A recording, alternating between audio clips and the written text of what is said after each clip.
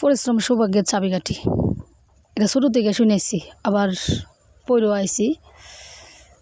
তা আজ আমরা বাস্তবে নিজেই প্রমাণ। স্বামী স্ত্রী দুজনেই কঠোর পরিশ্রম করছি বিদায় সাফল্যের মুখ দেখতেছি।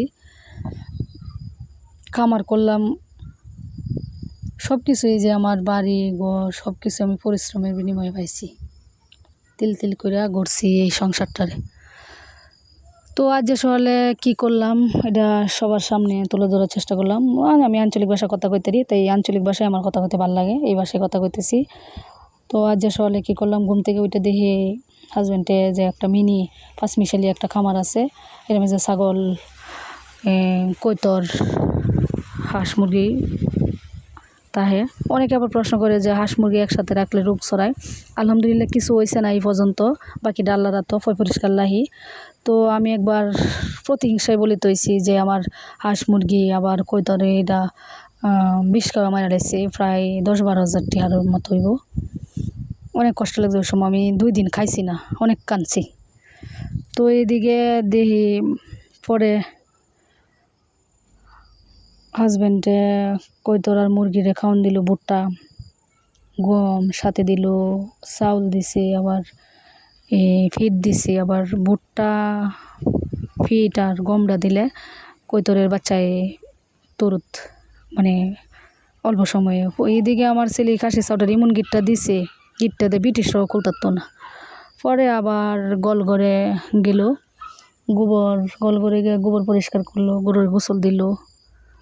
তো যেহেতু বসন্তকাল একটু গরমের দিনই পড়ছে, বেশিরভাগ গরম লাগে আর কারেন্টও তাই না বারবার জাগা। আর আমরা এই খামারের মধ্যে 2টা গরু আছে, বেশি একটু আফা নিয়ে মুখ ডালা লাইয়ে।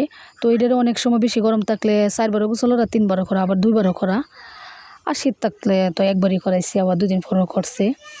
আর এদিকে আমরা একটা গরুর মেশটা হয়েছে, ডাক্তারের চিকিৎসা দিছে, আল্লাহর মতো অনেক একটু ভালোই, আর অল্পটা লইছে, আশা করি বাকিটাও আল্লাহর মতো ভালো হয়ে যাইব গা। আর গরুর খামার করতে গেলে একটু লস খাওয়ান লাগে। যেমন আমরা গত বছর 3টা হাড় বাছুর মারা গেছে, আবার 7 বছর আগে একটা হাড় বাছুর মারা গেছে, এই পর্যন্ত আর কিছু হয়েছে না। তবে আলহামদুলিল্লাহ আবার এই বছর আবার কিছু হয়েছে না, ব্যক্তি বাছুরই আছে। আমরা 5টা বাছুর মোট, আর একটা গরু হইলো বর্তমানে এই গরুটা হইলো যে গর্ভবতী। আলহামদুলিল্লাহ ভালো আছি। আর লাভ লস সেটা হইলো একটা তো আছে, ওই পাশাপাশি 2 ভাই, লস ছাড়া লাভও না, বা লাভ ছাড়া লসও না, মানে 2টা পাশাপাশি তাই ওই। আর খামার করতে গেলে লস, প্রথমে লস একটু খাওয়ানি লাগে, আমরাও খাইছি। আর এই খামারটা মানে কোনো কথা আছে না, লাগিয়ে থাকলে মাইগে কানা, খামারটার পিছনে কিন্তু লাগিয়ে লইছি, এই কারণেই সফলতা অর্জন করতেছি। আর বড় কথা হইলো এটার মধ্যে ধৈর্য লাগে, মানে ধৈর্য ছাড়াও না, কারণ এটার যে পরিশ্রমটা, গোসল দেওয়া, গোবর ফালানি, আবার পরিষ্কার করা, গরুর ঘাস দেওয়া, পানি খাওয়ানি, দুধ দোয়া বিক্রি করা, এভরিথিং অনেক কিছু আছে। মানে গরুর যে একটা কাজ, গরুর অনেক কষ্ট হয়। পরে দিকে আবার ভাবলাম যে রান্না তো করতে হইব, রান্না করার লাগিয়া সবজি কাটলাম। আর সবজি বারান্দার বয়ে সবজি কাটতাম গেছি, কিন্তু মাছের লেগে শান্তি পাইতেছি না। আর কাজের বাকি একটা কথা কই যে আমি কিন্তু গুছায় কথা কইতাছি না, যেহেতু আমার প্রথম ভয়েস, প্রথম ভিডিওটা, কেউ মাইন্ড করবেন না। আর কি কইতাম যে কর্তামশাইরে খাবার দিলাম যে রুই মাছ দা কাঁকরোল, আবার আমাদের গ্রামের বাসায় বড়বড়িরে কী লত্তাউরি দাদা আলু দেওয়া হইলো শুটকির চচ্চড়ি। দেখি কর্তামশাইয়ের খাওয়ার পরে কী রিয়াকশান দেনে আল্লাহ জানে। আর একটা কথা কি, আমি মানুষের অনেক কথা শুনছি, অনেক কিছু শোনার পরে কিন্তু আজ এই পর্যন্ত আইছি। অনেকে প্রশ্ন করে যে গরুর ঘাস কাটছি, আবার একলা, আবার কিবা গরুর যে গোসল টোসল করাই, বা গরুর কাছে যাইতে পারি না, অনেকে অনেক কথাই নানান ধরনের বিভিন্ন ধরনের কথা সব মিলাই আমি টিকে আছি। আর কাজের ফাঁকে গেলাম মার্কেটে, বাজারে গিয়া মানে স্বর্ণকারের দোকানে গেছি। আলহামদুলিল্লাহ হাজব্যান্ডে কোয়ার পরে ওই একটা আংটি কিনে দিল, ভাবছি না যে কোয়ার পরেই দিয়ে লাগবো, তো একটু দেরিও কোনো জিনিস চাওয়ার পরে, কিন্তু আজকে কোয়ার পরে ওই হ্যাঁ দিদি মানে পরে কইতাছে যে সাথে উঠার লাগিয়া। পরে হঠাৎ করে মনে হইলো যে আমার মার লাগে এক জোড়া জুতা দরকার।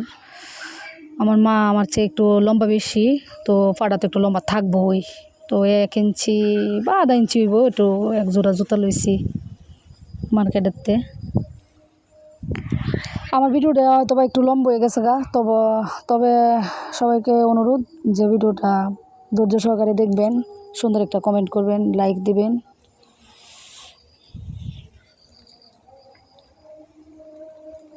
পরে গরুর পরে বিকালবেলা আওয়ার পরে আপনার আমি তো আঞ্চলিক ভাষায় কথা কইতেছি, তো আঞ্চলিক ভাষায় কথা কইতেছি।